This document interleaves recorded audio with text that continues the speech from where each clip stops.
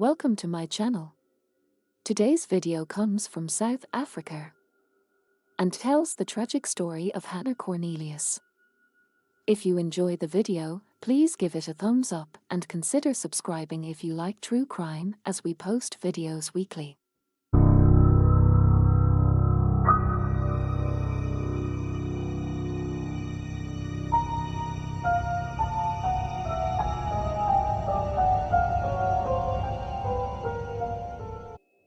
Hannah Cornelius was born on the 13th of February, 1996 in Cape Town, South Africa.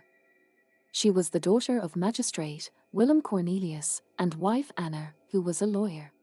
Hannah attended Stellenbosch University, where she was a straight-A student, studying for a Bachelor of Arts degree. She wanted to major in languages, literature, and philosophy, and pursue postgraduate studies in France. She was in her second year at school and was noted for being an exceptional pianist. She also spent time volunteering at a local course, namely Tears Animal Rescue, as she loved animals. Willem said about his daughter, she never gave her parents any drama or difficulties and excelled in school. His daughter was diligent, almost always cheerful, and had a sense of fairness and compassion that he envied. Hannah declined a party for her 16th birthday because she did not want to spend money on herself while people around her were living in poverty. Instead, she made up gift packs for the children of the Red Hill informal settlement and continued doing this on all her subsequent birthdays.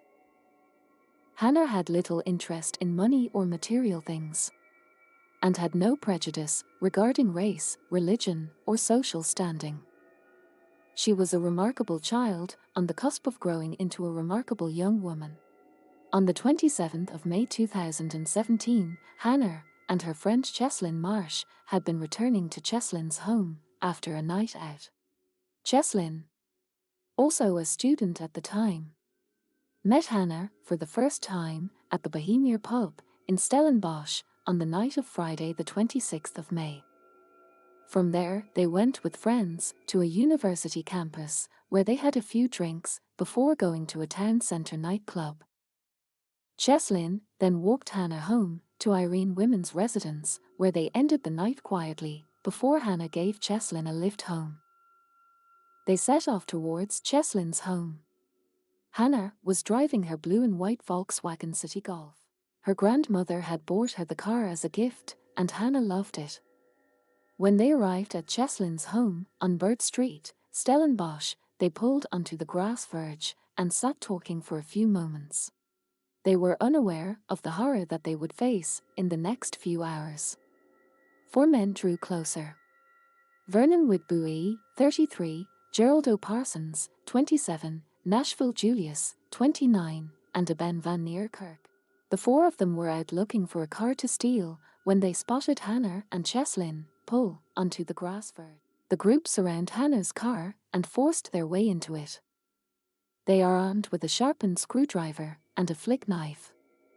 The screwdriver is held to Hannah's chest, whilst the knife is poked into Cheslin's back. The two of them are then robbed of their phones. Hannah's purse is also taken, along with Cheslin's wallet, backpack, and a pair of earrings. It is at this point that one of the robbers, Nashville Julius, leaves the scene. The three other men forced Cheslin into the back seat of Hannah's car, and Hannah was placed between the two front seats. The car was then driven away. They then set off and head towards Krafontein, stopping at Jamestown on the way to buy drugs. Somewhere between Cheslin's home and a petrol station just outside Stellenbosch, Cheslin was beaten and forced to hand over his PIN number for his bank card. He was then bundled into the boot of the car. Vernon Whitbui enters the gas station, where he attempted to withdraw cash from Cheslin's bank using the ATM. However, they come away empty-handed, as Cheslin had given them the wrong PIN number. The gang leave the gas station, then set off for Krafontein. They arrive at Krafontein at approximately 5:30 a.m. Cheslin was immediately dragged out of the boot and beaten with bricks for giving the gang the wrong PIN number. After a long, ferocious attack, they order him to lay down and place his head on a rock. He complied and lay his head on the rock, and although it was still dark, he could see the figures of two men coming closer to him, with weapons in their hands. He shut his eyes and prayed to God for his life.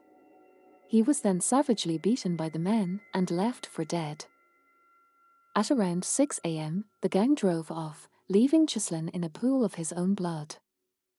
After watching her friend suffer such a violent attack and left for dead, Hannah must have been fearing for her own life even more by this point. The three men drive her to a secluded spot on Bottleray Road. They then drag Hannah out of the car and strip her. Hannah pleaded with the gang and told them she would agree to have sex with them if they just let her go free afterwards. It was a desperate bid by the poor girl for survival. They then take it in turns to rape her. Gerald O'Parsons was the first, followed by Whitbooi and then Van Niekerk. After the sickening attack, Hannah was forced into the boot of the car. Poor Hannah must have been terrified at this point, even more so when the car pulls over next to a local vineyard. The gang asked her to get out of the boot, but she refuses, and when they try to force her out, she holds onto the inside. It was at this point when Van Niekerk walked over and stabbed her in the neck. Gerald O'Parsons then took a rock and smashed it down on Hannah's head. She was then pulled out of the car and bludgeoned to death with a rock weighing 82 pounds or nearly 40 kilograms. The killers then dumped her body by the side of the road. Her body would be found later that day by workmen who were drilling a borehole nearby. The workmen had been drilling in the area the night before, and when they finished the borehole, they put a large rock over the hole so animals wouldn't fall down it. In a bizarre twist of fate, it was the same rock that the gang used to kill Hannah. Deirdre Abraham, who carried out the autopsy on Hannah, believed her killers dealt the deadly blow by dropping the rock not once, but twice, on her head. Hannah had gone through an extremely painful ordeal leading up to her death. She suffered heavy bruising to her arms where she had been held down, and severe vaginal injuries, all consistent with a violent rape. Miraculously, even after such a savage attack, Cheslin somehow managed to survive. He regained consciousness the day after the attack, covered in blood. He had severe head injuries, a broken arm, and had been stabbed. He managed to stagger to a nearby house and raise the alarm. Unbeknown to him, Hannah was already dead. And the police were already searching for him, and more so, searching for the attackers. After the murder of Hannah, the attackers carried on with their crime spree, targeting a woman walking alone on her way to work. After chasing her up a street and cornering her, they steal her handbag and mobile phone. Later that same day, they see another woman walking alone and abduct her, using Hannah's car. The terrified woman was kept prisoner in the back of Hannah's car by the gang while they went around looking for an ATM to steal some of the woman's money. They drive to a gas station where they withdraw 3,000 rand, that's around £160, from the account of the kidnapped woman. After they withdraw the maximum they could get in one day from the woman's bank account, they finally released the woman unharmed a short time later.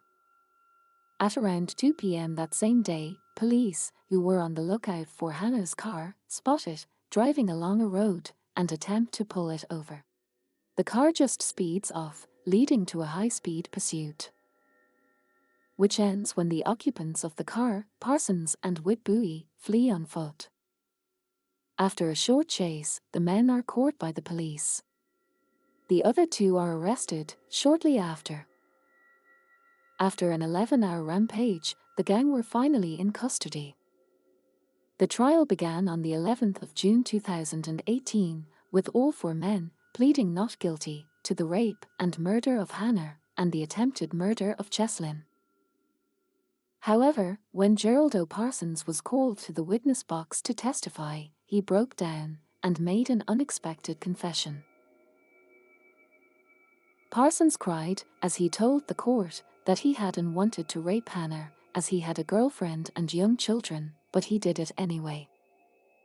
He had pleaded not guilty, but his testimony saw him confess to the murder and implicate his co-accused. He told the court the whole story.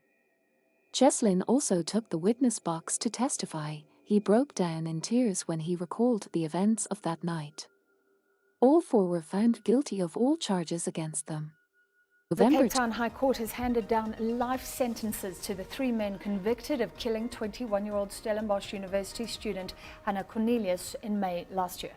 Vernon Witbooi, Geraldo Parsons and Eben van Niekerk also received sentences for the attempted murder of Cheslin Marsh.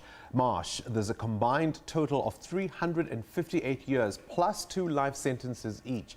A 4th man, Nashville Julies, was given 22 years for his role in the attacks. Judge Roshni Ali showed no mercy. Witbooi, Parsons and van Niekerk were found guilty on 10 counts last week.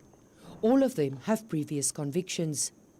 Ali says the 3 could have turned their lives around with previous convictions and sentences, but chose a life of crime. The judge found no mitigating circumstances and says they showed no real remorse.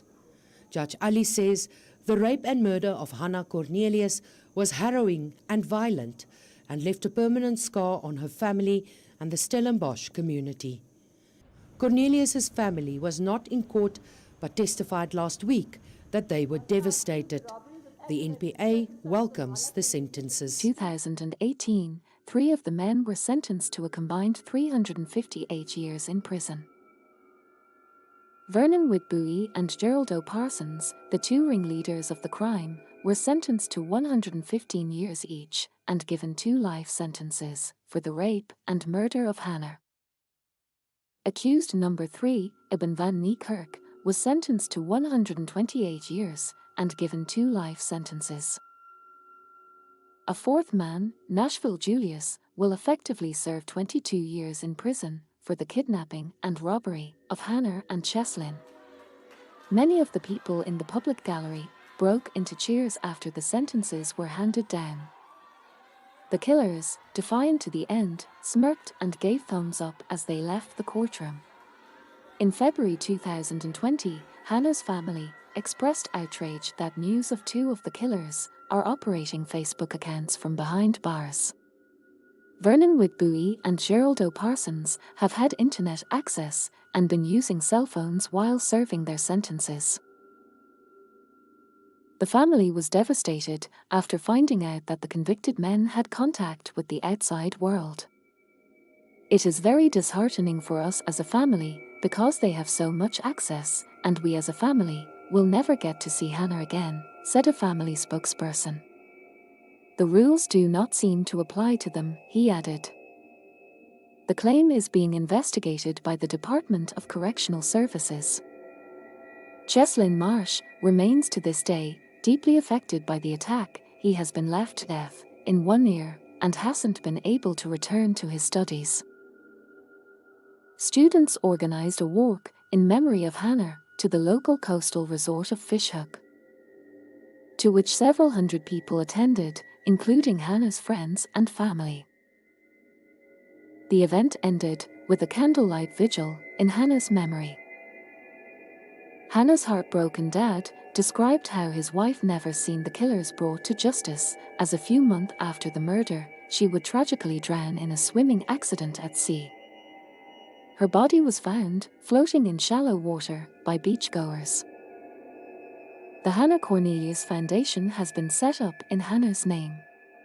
The vision of the Hannah Cornelius Foundation is to support children and youth who are at risk, to help them to become empowered and break out of the cycle of violence in our communities. Our vision is to empower at-risk youth in terms of education, counseling, guidance and sexual health education, and to present to them with alternative options and opportunities in life. Thank you everyone, I really appreciate you watching. This is my first video, so they'll only improve in time. Let me know what you think in the comments below, and if you liked today's video, it would really help me if you gave a thumbs up. Also, please consider subscribing as we will be posting true crime videos on a weekly basis.